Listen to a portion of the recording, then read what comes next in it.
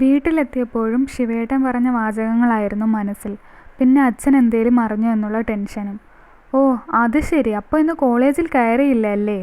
അമ്മയാണ്. ഞാനൊന്ന് ചിരിച്ചെന്ന് വരുത്തി. നേരെ റൂമിലേക്ക് പോയി. മനസ്സ് വല്ലാതെ അസ്വസ്ഥമാകുന്നു. കട്ടിലിൽ വെറുതെ കണ്ണടച്ച് കിടന്നു. സുഭദ്ര അപ്പച്ചിയുടെ മുഖമാണ് തെളിഞ്ഞു വന്നത്. നീണ്ട സമൃദ്ധമായ മുടിയിൽ അവിടെ നര വീണു തുടങ്ങിയിരുന്നു. എന്നെപ്പോലെ അപ്പച്ചിക്കുമുണ്ട് ചുണ്ടിന് മുകളിൽ ഒരു കുഞ്ഞു മറുക്. സൂക്ഷിച്ചു നോക്കിയപ്പോൾ എവിടെയൊക്കെയോ എൻ്റെ മുഖവുമായി സാദൃശ്യമുണ്ടോ? നീ എന്താ മിണ്ടാതെ വന്ന് കിടക്കുന്നത്? തലവേദന ഉണ്ടോ? എന്തു പറ്റി? വയ്യായ്ക വല്ലതുമുണ്ടോ? അമ്മയുടെ ചോദ്യമാണ് ഉണർത്തിയത്. എൻ്റെ പൊന്നമ്മയെ കൂടുതൽ വ്യാഖ്യാനിച്ച് കൂട്ടണ്ട. എനിക്ക് കുഴപ്പമൊന്നുമില്ല, കുറച്ച് ക്ഷീണമുണ്ട്, അത്ര തന്നെ. അമ്മ ഒന്ന് പോയി, ഞാനൊന്ന് കുറച്ചു നേരം കിടക്കട്ടെ. അതും പറഞ്ഞ് കമിഴ്ന്ന് കിടന്നു. രാത്രി അച്ഛൻ വന്നപ്പോഴാണ് എഴുന്നേറ്റത്. എന്താ എൻ്റെ ചക്കരയ്ക്ക് പറ്റിയത്? അച്ഛൻ ചോദിച്ചു. എനിക്കെന്തോ അച്ഛൻ്റെ മുഖത്ത് നോക്കാനൊരു വിഷമം തോന്നി. എന്തോ തെറ്റ് ചെയ്ത പോലൊരു തോന്നൽ. വാ അത്താഴം കഴിക്കാം എന്നു പറഞ്ഞ് അച്ഛൻ തോളിൽ പിടിച്ച് നടന്നു. ഡൈനിങ് ടേബിളിൽ ചർച്ച വീണ്ടും രാഹുലേട്ടനെ പറ്റിയായി. അതോടെ എൻ്റെ മുഖത്തും പുഞ്ചിരി വന്നു. പറ്റാവുന്നിടത്തൊക്കെ കയറി വിഷ്ണുവേട്ടൻ ഡയലോഗ് അടിക്കുന്നുണ്ടായിരുന്നു. ഉറങ്ങാൻ കിടക്കുമ്പോഴും മനസ്സിൽ രാഹുലേട്ടനായിരുന്നു. എങ്ങനെയാവും രൂപം? മീശയുണ്ടോ? വണ്ണമുള്ള ആളാണോ? അങ്ങനെ. പിന്നീടുള്ള ദിവസങ്ങൾ വളരെ വേഗത്തിലാണ് പോയത്. ബുധനാഴ്ച വൈകിട്ട് രാഹുലേട്ടൻ്റെ അമ്മയും അച്ഛനും വിളിച്ചിരുന്നു. അവർ വൈകിട്ടത്തെ ഫ്ലൈറ്റിന് എത്തിയെന്ന് പറഞ്ഞു. ശനിയാഴ്ച രാവിലെ രാഹുലേട്ടനും വിളിച്ചു. വിഷ്ണുവേട്ടൻ്റെ ഫോണിലാണ് വിളിച്ചത്. സംസാരിക്കുന്നതിനിടയിൽ വിഷ്ണുവേട്ടൻ എന്നോട് ഫോൺ വേണോ എന്ന് ആംഗ്യത്തിൽ ചോദിച്ചു. ഞാൻ വേണ്ട എന്ന് തലയാട്ടി. ഞായറാഴ്ച രാവിലെ അവർ വരുമെന്ന് പറഞ്ഞു.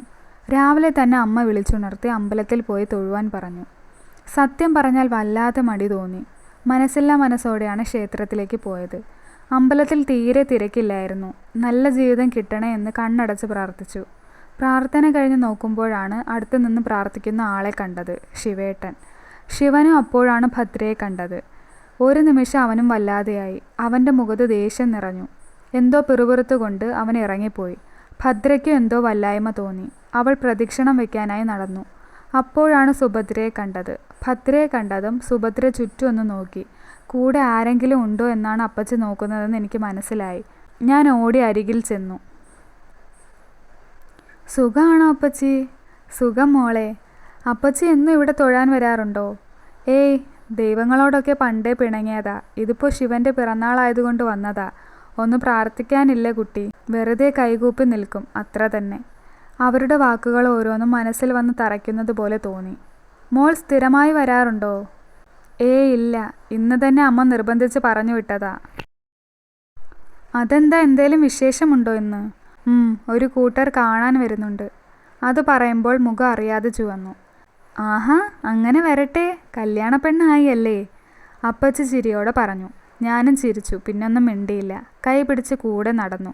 തൊഴുതി ഇറങ്ങാൻ നേരം അപ്പച്ചി, മോള് വീട്ടിലേക്ക് വരുന്നോ എന്ന് ചോദിച്ചു.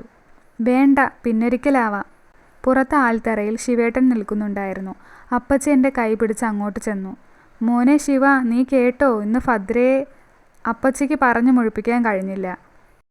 നാട്ടിലെ പ്രമാണിമാരുടെ ബന്ധുത്വം അമ്മയ്ക്ക് വേണമായിരിക്കും. എനിക്കത് ആവശ്യമില്ല. അതും പറഞ്ഞ് ശിവേട്ടൻ ബുള്ളറ്റ് എടുത്ത് പോയി.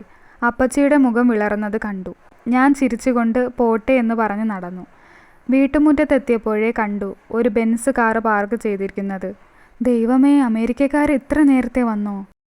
പട്ടുപാവാട ഉടുപ്പുമിട്ടാണ് അമ്പലത്തിൽ പോയത്. തൊഴുതിട്ട് വന്ന് പുതിയ ഉടുപ്പൊക്കെ ഇട്ട് ഒരുങ്ങാമെന്നായിരുന്നു ചിന്ത. നാശം പിടിക്കുക, ഇനിയിപ്പോൾ എന്താ ചെയ്യുക?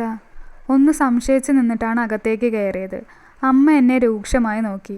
ഞാൻ എന്ത് ചെയ്യാനാ? ഉന്തിത്തള്ളി അമ്പലത്തിലോട്ട് വിട്ടപ്പോൾ ഓർക്കണമായിരുന്നു എന്ന മട്ടിൽ ഞാനും നോക്കി. അല്ല പിന്നെ. അകത്ത് സെറ്റിയിൽ അത്യാവശ്യം മോഡേണായ രീതിയിൽ വസ്ത്രം ധരിച്ചൊരു സ്ത്രീയും ഭർത്താവും ഇരിപ്പുണ്ട്. രാഹുലേട്ടൻ്റെ അച്ഛനും അമ്മയും ആവണം. രാഹുലേട്ടനെ കണ്ടില്ല. അമ്മ എന്നെ പിടിച്ചു വലിച്ച് അകത്തേക്ക് കൊണ്ടുപോയി. എവിടെയായിരുന്നേടി ഇതുവരെ? ഫോൺ വിളിച്ചാലെങ്കിലും എടുത്തൂടെ നിനക്ക്? അമ്മയല്ലേ എന്നെ അമ്പലത്തിൽ പറഞ്ഞു വിട്ടത്. ഫോൺ ഞാൻ കൊണ്ടുപോയില്ല. ശരി, നീ ഇത് അവർക്ക് കൊണ്ടുപോയി കൊടുക്ക്. അതും പറഞ്ഞ് അമ്മ ട്രേ എടുത്ത് എൻ്റെ കയ്യിൽ തന്നു. കാൽപാദം മുതൽ ഒരു വിറയൽ വന്ന് കയറുന്നത് ഞാൻ അറിഞ്ഞു. ചായയുമായി സ്വീകരണ മുറിയിലേക്ക് ചെന്നപ്പോഴാണ് ഫോണും പിടിച്ച ഒരാൾ അകത്തേക്ക് കയറി വന്നത്. കാണാൻ തരക്കേടില്ലാത്തൊരു ചെറുപ്പക്കാരൻ. മോനെ, ഇതാണ് ഭദ്ര എന്ന് രാഹുലേട്ടൻ്റെ അമ്മ പരിചയപ്പെടുത്തി. മോനൊന്ന് ഫോൺ ചെയ്യാൻ പുറത്തേക്കിറങ്ങിയതാ. ഞാൻ കണ്ടു ഭദ്ര കയറി വരുന്നത്. ദൈവമേ, എപ്പോ? എന്നിട്ട് ഇങ്ങനെ ഒരു അവതാരം പുറത്തു നിൽക്കുന്നത് ഞാൻ കണ്ടില്ലല്ലോ. അങ്ങനെ ചിന്തിച്ച് നിൽക്കുമ്പോഴാണ് ചായ കൊടുക്കുമോളെ എന്ന് അമ്മ പറയുന്നത്. പോയ വിറയിൽ വീണ്ടും വന്നു കയറി.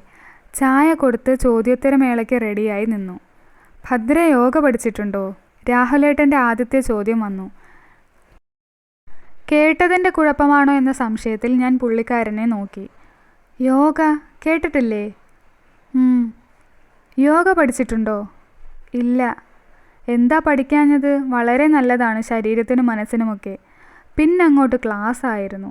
വിവിധ തരം യോഗകളെക്കുറിച്ചും അവയുടെ ഗുണങ്ങളെക്കുറിച്ചുമൊക്കെ. ചുരുക്കി പറഞ്ഞാൽ പുള്ളി പെണ്ണ് കാണാൻ വന്നതാണോ അതോ യോഗ ക്ലാസ്സിന് ആളെ എടുക്കാൻ വന്നതാണോ എന്ന ഡൗട്ടിലായി ഞാൻ. ഒന്ന് ശ്രദ്ധിച്ചപ്പോൾ ആ സംശയം എനിക്ക് മാത്രമല്ല, ഏട്ടനും അച്ഛനും അമ്മയ്ക്കും ഒക്കെ ഉണ്ടെന്ന് മനസ്സിലായി. അരമണിക്കൂറായിട്ടും യോഗയുടെ ഗുണങ്ങൾ തീരുന്നില്ലെന്ന് കണ്ടപ്പോൾ ഞാൻ അയാളുടെ അമ്മയുടെ മുഖത്തേക്ക് നോക്കി. അവരുടെ മുഖത്തും വിളർച്ചയുണ്ട്. ഇവന് യോഗ ഭയങ്കര ഇഷ്ടമാണ്, അവർ ഇടയ്ക്ക് കയറി പറഞ്ഞു. അപ്പോഴാ യോഗക്കാരനൊന്ന് അടങ്ങിയത്. അപ്പോൾ ശരി, ഞങ്ങളിപ്പോൾ ഇറങ്ങുകയാ, വീണ്ടും കാണാം. അതും പറഞ്ഞ് രാഹുലേട്ടൻ്റെ അച്ഛൻ എഴുന്നേറ്റു.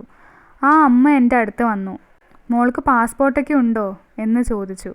ഞാനൊന്ന് ചിരിച്ചെന്ന് വരുത്തി. തിരിഞ്ഞ് അച്ഛനെ നോക്കി. അവിടെ കുറച്ച് കടുപ്പം കൂടുതലുണ്ടോ എന്നൊരു സംശയം. അവർ പോയി കഴിഞ്ഞതും വിഷ്ണുവേട്ടൻ തലയറിഞ്ഞ് ചിരിക്കാൻ തുടങ്ങി. ഞാനും അമ്മയുടെ മുഖത്തെ അന്താളിപ്പും മാറിയിരുന്നില്ല. അച്ഛൻ്റെ മുഖത്ത് മാത്രം ദേഷ്യം നിറഞ്ഞു നിന്നു. സുഭദ്ര വീട്ടിലേക്ക് ചെല്ലുമ്പോൾ ശിവൻ ഉമ്മറത്തുലാത്തുന്നുണ്ടായിരുന്നു. അവനെ കണ്ടതും അവരുടെ മുഖം ഇരുണ്ടു. നീ എന്ത് വർത്തമാനമാടാ കുട്ടിയുടെ മുന്നിൽ വെച്ച് പറഞ്ഞത്? ഞാൻ പറഞ്ഞതാണോ കുഴപ്പം? അമ്മയ്ക്കിപ്പോൾ എന്താ പഴയ ബന്ധങ്ങളൊക്കെ പുതുക്കണോ? എത്ര പറിച്ചറിയാൻ ശ്രമിച്ചാലും ബന്ധങ്ങളെന്നും ബന്ധങ്ങൾ തന്നെയല്ലേ ശിവ? അവർ ഈർച്ചയോടെ പറഞ്ഞു. അവൾ വന്ന് അപ്പച്ചി എന്ന് വിളിച്ചപ്പോൾ അമ്മ കഴിഞ്ഞതെല്ലാം മറന്നു അല്ലേ? എന്തായാലും എനിക്കത് പറ്റില്ല. ആ കുട്ടി എന്ത് തെറ്റാ നിന്നോട് ചെയ്തത്? ആരുടെയും തെറ്റ് ശരിയും വിലയിരുത്താനൊന്നും ഞാനില്ല. അതും പറഞ്ഞ് അവൻ റൂമിലേക്ക് കയറിപ്പോയി. നാശം പിടിക്കാൻ, നല്ലൊരു ദിവസം അവൾ കാരണം തൊലഞ്ഞു. ഒന്നോർത്താൽ അവൾ എന്നോടൊന്നും ചെയ്തിട്ടില്ല. പക്ഷെ വീട്ടുകാരുടെയും നാട്ടുകാരുടെയും പിഴച്ച സന്തതി എന്ന വിളി കേട്ട് തല കുമ്പിട്ട് നിൽക്കുമ്പോൾ എല്ലാവരുടെ സ്നേഹാദരങ്ങൾ ഏറ്റു നടന്നു പോകുന്ന ദേവനങ്കിളിൻ്റെ മക്കളോട് അസൂയ തോന്നിയിട്ടുണ്ട് പലപ്പോഴും. തറവാട്ടിൽ നിന്ന് അയാൾ അടിച്ചിറക്കിയ രംഗം ഓർക്കുമ്പോൾ വെറുപ്പും. ഒരുപക്ഷേ ശിവനെ ഈ നാട്ടുകാരുടെ മുന്നിൽ ഒറ്റയാനാക്കിയത് ആ കുടുംബമാണ്. നിന്റെ മുറപ്പെണ്ണാടാ എന്ന് പറഞ്ഞ് കുട്ടിക്കാലത്ത് അവളെ ചൂണ്ടി കൂട്ടുകാർ കളിയാക്കുമ്പോഴും ഉള്ളിൽ തികട്ടി വന്നത് അസൂയും വെറുപ്പും മാത്രമാണ്. നല്ലൊരു ജീവിതം കിട്ടണേ എന്ന് പ്രാർത്ഥിച്ച് തിരിഞ്ഞപ്പോൾ ആ കുരിപ്പ് മുന്നിൽ നിൽക്കുന്നു. ഇനി പറഞ്ഞിട്ട് കാര്യമില്ല, ആ പ്രാർത്ഥിച്ചത് നടക്കില്ലെന്ന് ഉറപ്പായി. ദേഷ്യം സഹിക്കാൻ വയ്യാഞ്ഞിട്ടാണ് പുറത്തേക്ക് ഇറങ്ങിയത്. അപ്പോഴമ്മയുടെ ഒരു ബന്ധം പുതുക്കൽ. ഓരോന്നാലോചിച്ചിരുന്നപ്പോഴാണ് തോളിൽ ഒരു കൈ പതിഞ്ഞത്. അമ്മ കണ്ണൊക്കെ നിറഞ്ഞിരിക്കുന്നു. അമ്മയ്ക്ക് എന്തേലും സംഭവിച്ചാൽ എൻ്റെ കുട്ടിക്ക് ആരുമില്ലാണ്ടാവരുത് എന്ന് കരുതി. അതും പറഞ്ഞ് അമ്മ കരയാൻ തുടങ്ങി. സഹിക്കാൻ കഴിഞ്ഞില്ല. വേഗം കണ്ണീർ തുടച്ചു. നമുക്ക് നമ്മൾ മതിയമ്മേ. എനിക്ക് വേണ്ടി ഇനിയും അമ്മ ആരുടെയും മുന്നിൽ താഴുന്നത് എനിക്ക് കണ്ടു നിൽക്കാൻ കഴിയില്ല. അമ്മയെ ചേർത്ത് പിടിച്ച് അത്രയും പറഞ്ഞു. ഇനി നിന്നാൽ കരഞ്ഞു പോകുമെന്ന് തോന്നി. അതേ, നല്ലൊരു ദിവസമായിട്ട് ഇങ്ങനെ സെൻറ്റി അടിച്ച് നിൽക്കാതെ കുറച്ച് പായസമെങ്കിലും ഉണ്ടാക്കി തന്നേ. അതും പറഞ്ഞ് പുറത്തേക്ക് ഇറങ്ങി. ഇന്നെങ്കിലും എൻ്റെ മോൻ ആരോടും തല്ലിനും വഴക്കിനൊന്നും പോവരുത്. ഏറ്റു. പിന്നെ നിന്നില്ല, ബുള്ളറ്റും എടുത്ത് ഇറങ്ങി.